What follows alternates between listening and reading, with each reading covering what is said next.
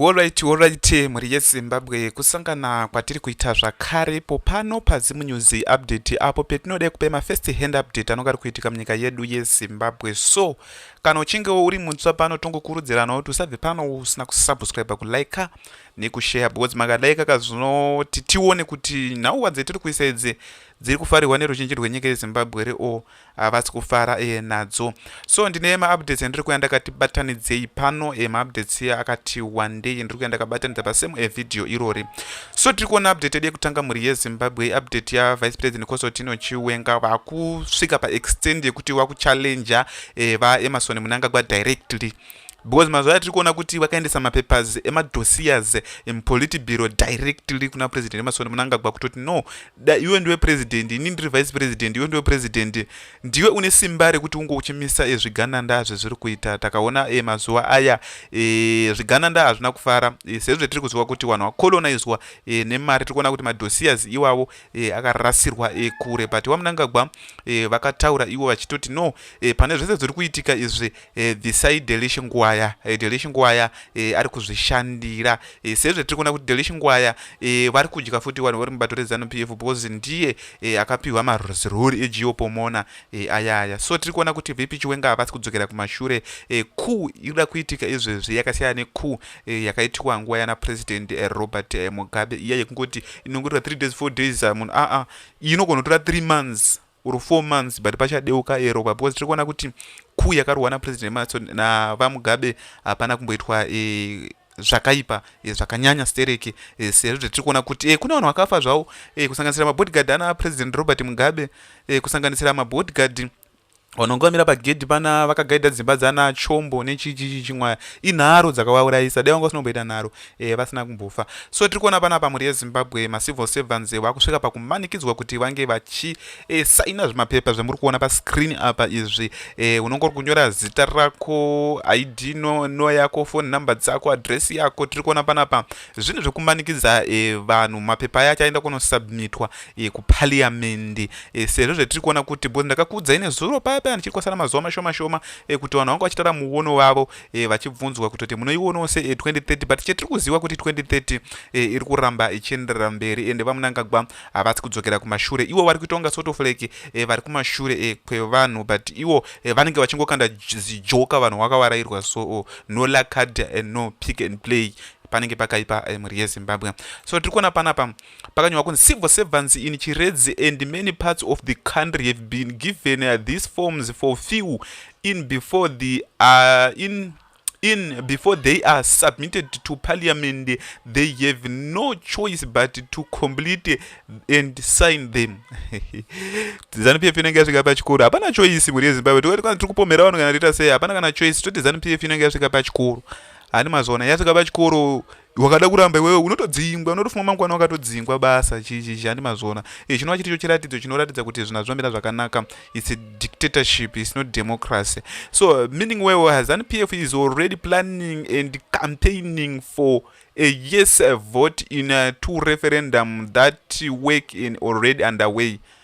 Zvinogona kudaro muri yeZimbabwe kutoti inogona kungozongoti bo ngatitechi ngatite 2 mareferendum aya, but anokakatoshanda kudhara, zvinenge zvakatorigwa kudhara, zvakatopera kudhara. Handi mazvona because zvimavhedhi zvimakadhi zvazvo zvakanyonzi vhedhi zvimakadhi for ed wati zori kuisa masina ako mune machichi chimwe dzinogona dzitori trick dzedzedze kutoti vanhu vaya vanonga vachitongotiwa madetails avo vachitongonzi vakavhota. So pana gonongozwa side 2 mareferendum then zvinenge zvakatopera kudhara. Sadly an opposition leader is developing his sidekicks to attack people like Tendai Biti who are working to educate and mobilize citizens to defend the constitution. When ZANU-PF eventually delivers that referendum and wins it, to do not say you were not warned, like Donald Trump, who claims he is giving Iran more time to think well. If Trump akapa Iran nguva yekuti vange vachifunga, ndofunga ihondo iri kuzikanwa nemunhu wese kutoti ihondo iyoyo iri kurwira. Chiri kuitika mai pemunonyatsoona kuti ana America vane power kwavo vana vari kuenda kuchikoro chichi and everything zvikutoitika hakuna kana hondo kuamerica vari kuparadza iran chichi chimwe vari kuuya chiparadza iran ndo kuratidza upower iwo kutoti unobva iwe kwako kuri right kuri safe uri kuuya kunoparadza so tikona mobilization troops for a possible attack. ZANU-PF is keeping you distracted, focused on the fight for a referendum that it is already preparing to control. So tirikuona ndoze ndotaura zvezve kuti panozotaura chinhu president Emerson Mnangagwa vanobva vakanda chijoka nyaya inonge ikatopera kudhara inenge ikatopera kudhara. So tirikuona panapa there is no organized united opposition to counter this. Those who should be leading that effort are busy attacking the very people doing the work live and lane. Tirikuona panapa ndofunga muri kuona ndo mapapers acho aya muri yeZimbabwe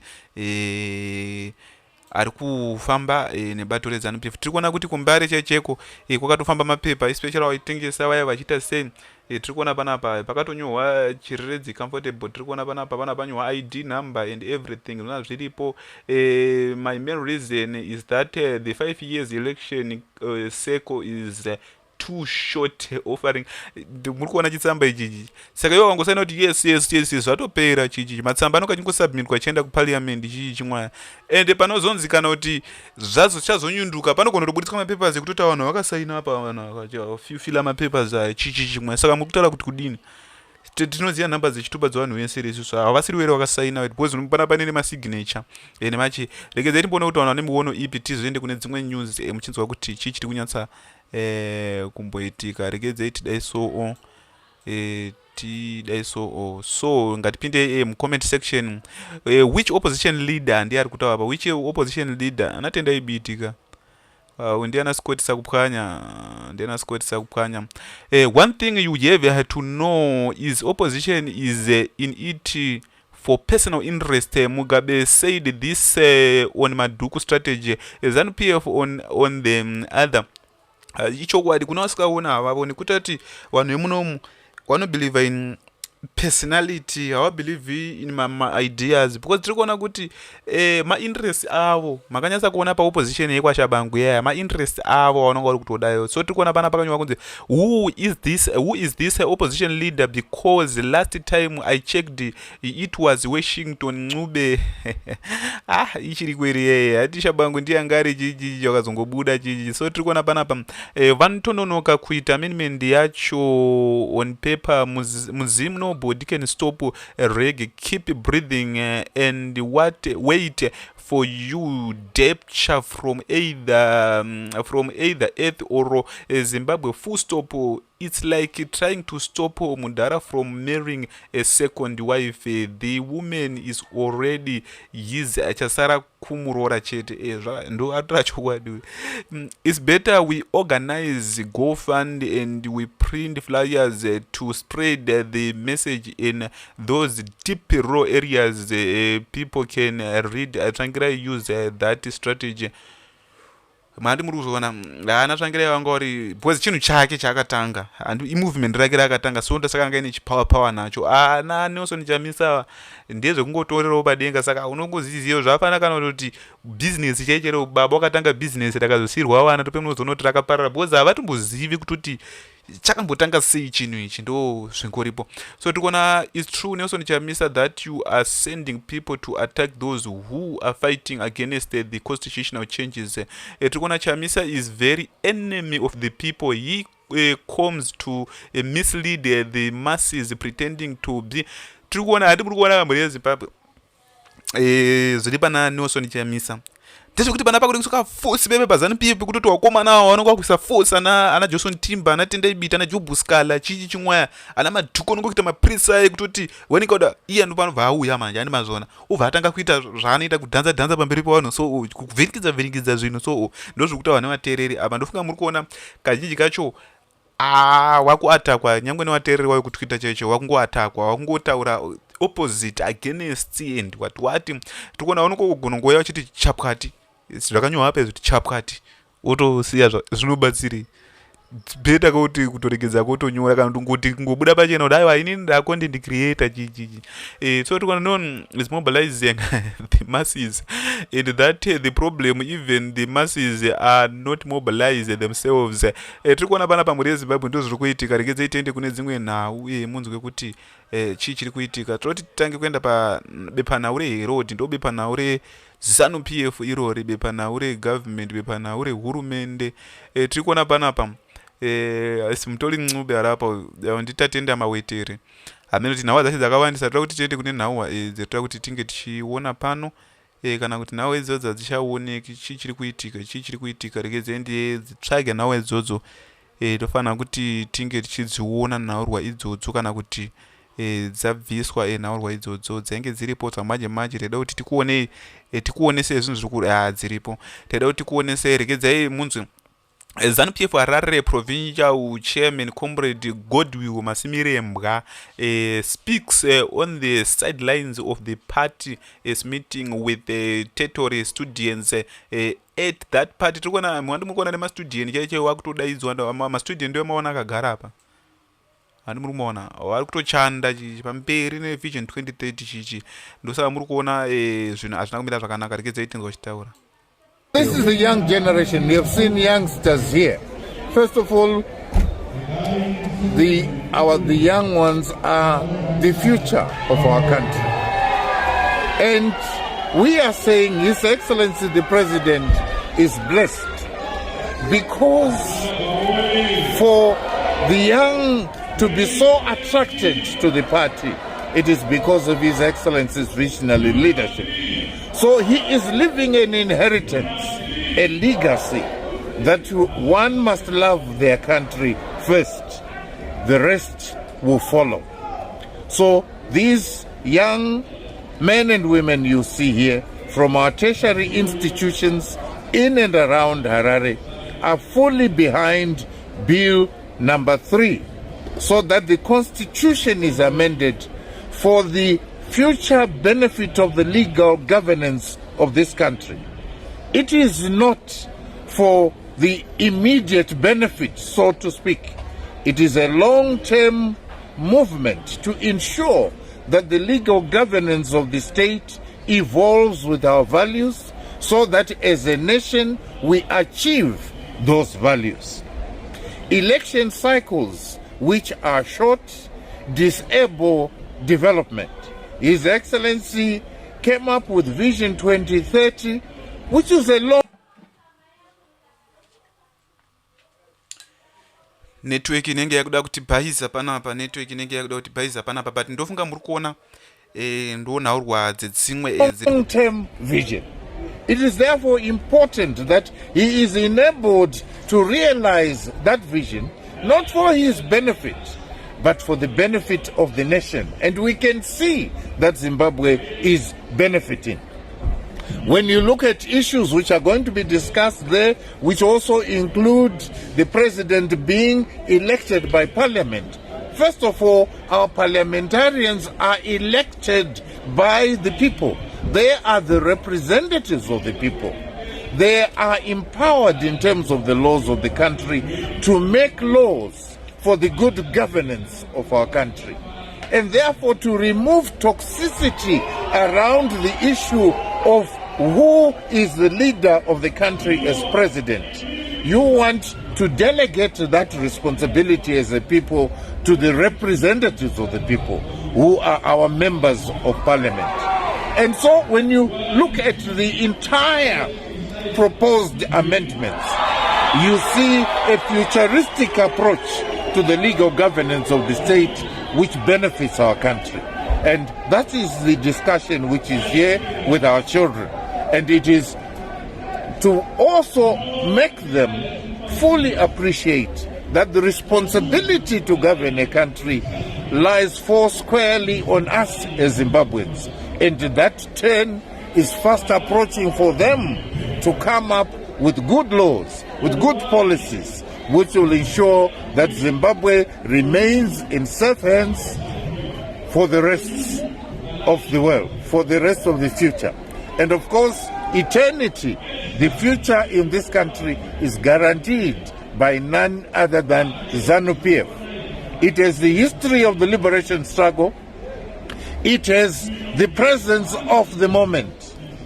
In that, when you look at what mhuri yezimbabwe ndofunga tiri kuona ndo zviri kuitika izvi, ndofunga tiri kunzwa president Emerson Mnangagwa kana manzwa voice ravo wangatotaura vari mukati umo, vanhu vachifara, zisingaite chinova chiri cho chiratidzo chinoratidza kuti zvinhu zvinomira zvakanaka. So tiri kuona taura ikandishaya, comrade taura ikandishaya, vanga vachitaura nhaurwa dzavanga vachitaura pano, rira kuti tiwanzwe vachitaura kuti no, it's better kuti tiite billionaire wemunhu wechitema ari muzimbabweni than kuita billionaire wemurungu werudzi rweganda rechichena.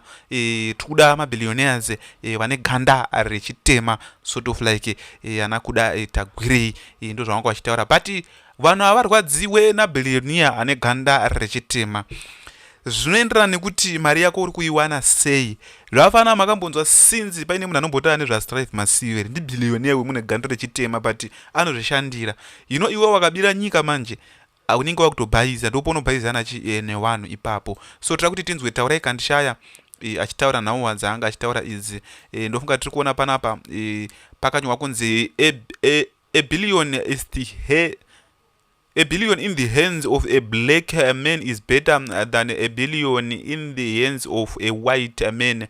Ipapo a billion in the hands of white men zvinani, because anenge achipa vanhu mabasa nechichi nezvinhu zvakasiyana siyana, because tiri kuona kuti varungu vanenge vachiita madhiri aya ekutoti anenge ane macompanies akaemploya vanhu kunyasonoti ano zvinowedha mabillions zvinhu zvaari kuita izvi. Hati mazviona dhani zvekutoti iwewe hauna kana choinacho, mari yaifana kunge iri kuenda kuchipatara, iri kutenga maambulensi ndiwo uri kutoishandisa. Aiwa, tiite zvinhu zvakadaro.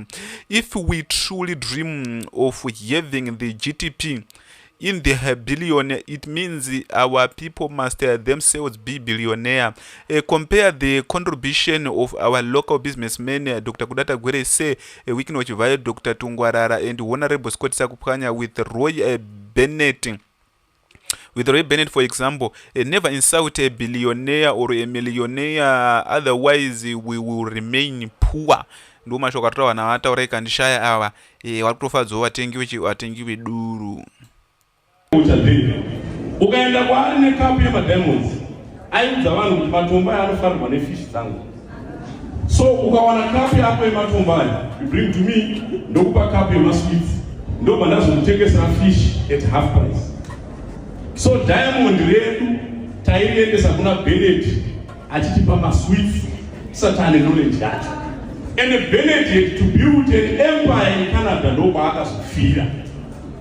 Now madiamonds edu aya ndokutanga kucherwa nana DBS makambani evarungu emunana America vachitipira. We fired them and they tried to impose sanctions on the same diamonds. Now I must tell you that the diamonds are in the hands of black people. That's why the most expensive car in Zimbabwe is owned and driven by a black Zimbabwe. The biggest gold mine in Zimbabwe is owned by black Zimbabwe. The richest man in Zimbabwe is a black Zimbabwe. The most popular musician in Zimbabwe is a black Zimbabwe. And this is only for Zimbabwe. Kwete kumwese mu Africa. Tikuirana. Saka musafurirwa kutuka munhu aita mari, because if our economy is a multi-billion-dollar economy, it means our own people must be billionaires also. We grew up knowing Vana BP, Vana Shell, and Inji as the only sales stations. But right now, 90% of the filling stations in Zimbabwe are owned by blacks.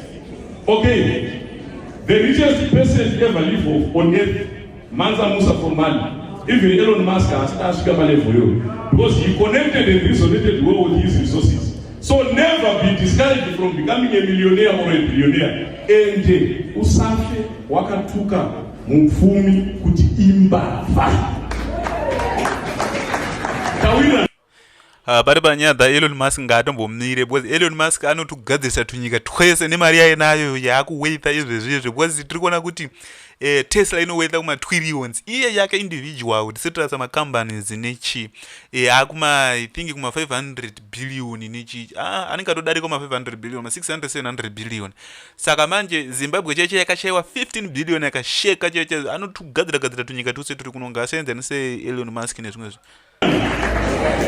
Vazhinji vanoti ZANU-PF muri kuita mari neZANU-PF. tikakutora tikakuendesa paHQ baba tikakutiratidze vanobva mari paZANU-PF waukowana.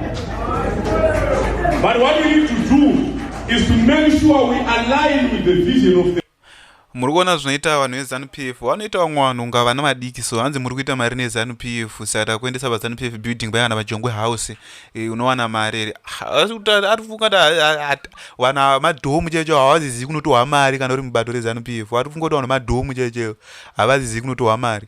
Iyo zvapana iye akaenda kunomira pazimba anoita kwabama anongasina kana chinhu chichimwe ari kufunga kuti vanhu madhomu asikazivi kuti wanzi mari kana uri muZANU-PF inotohwa kupi.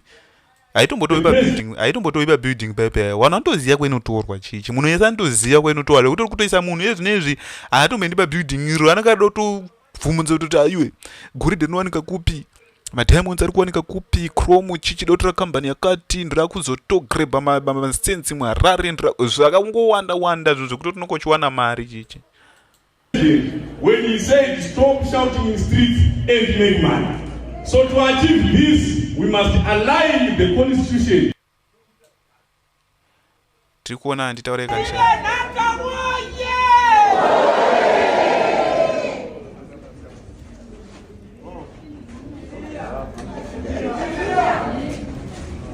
Pani vasina kusimudza maoko. Imvi ndakabvanepo kuYouTube. Kana kuti tinove toi tinendirowa maizveni. Ndofunga tiri kuona ndo zviri kuitika, ndo mashoko ari kutaurwa waisa vari kuchanda. Tiri kuona ZANU-PF Harare Province chawo political commissar uya ndichiyamina tamboona kwekutanga yaya ndi political commissar comrade Vongaye Dambuza speaks on the meeting with the students to unpack constitutional amendment bill number 3. Today we are meeting with all the judicial ndofunga tiri kuona mhuri yeZimbabwe ndo zviri kuitika. Aya mayuthi aya ari kutamba mhuri yeZimbabwe kunhaurwa iyoyo yekutoti baba ngavarambe wachidini, ngavarambe wachitonga sezvo tiri kuona panapa mayuthi ese aya ndofunga tiri kuona ndo zviri kuitika izvi. So ndo nhau dzati takakubatira pano paZim News Update, pano petinoda kupa first hand update. So tiri kuona pana pakanyorwa kunzi yesterday my brother came to lectured Rutendo Matinyarare on the constitutional amendment bill number 3. Tiri kuona ndo mamirira zvakaita mhuri yeZimbabwe. Ana Rutendo Matinyarare ana Mutisa ana Chichi wanga vari kutaura broadcast yayo wanga vari kutaura. Ngatisangane munews dzinotevera ndokutendeni kuteerera kwamakaita pano paZim News Update ndoti ngatisangane munews dzinotevera. So much love.